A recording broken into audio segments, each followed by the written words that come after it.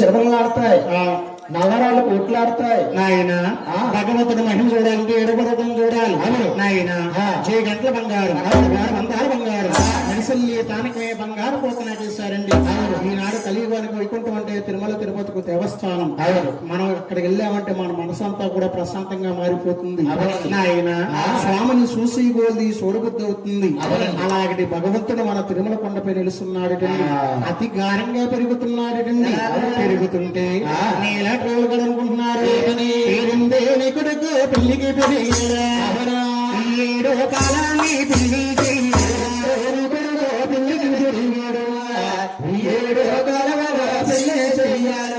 ఈ 7 కాలాన్ని తగినట్టు కన్యను చూసి పెళ్లి చేస్తే తన రాజ్యాధిపతనం ఏలుకుంటాడు. అన్నా మాటలు ఆలకించారటండి. అన్నా తల్లి గారు ఆలకించారు. ఆలకించగానే నాయన ఆ మాటలు ఆలకించి నా చిన్న కొడుకు శ్రీనివాసుడికి 7 కాలాన్ని తగినట్టు కన్యను చూడాలి. అలాగనే దిగువాత్ర పెద్ద కుమారుడు గోవిందరాజు డెక్కేస్తుంది. అలాగా వరి బాబు గోవిందరాజు రామయ్య కుమార విడివక్క బాబు గోవింద మహారాజు రామయ్య కుమార అన్నలాగా పెళ్ళిళ్ళైనాయి.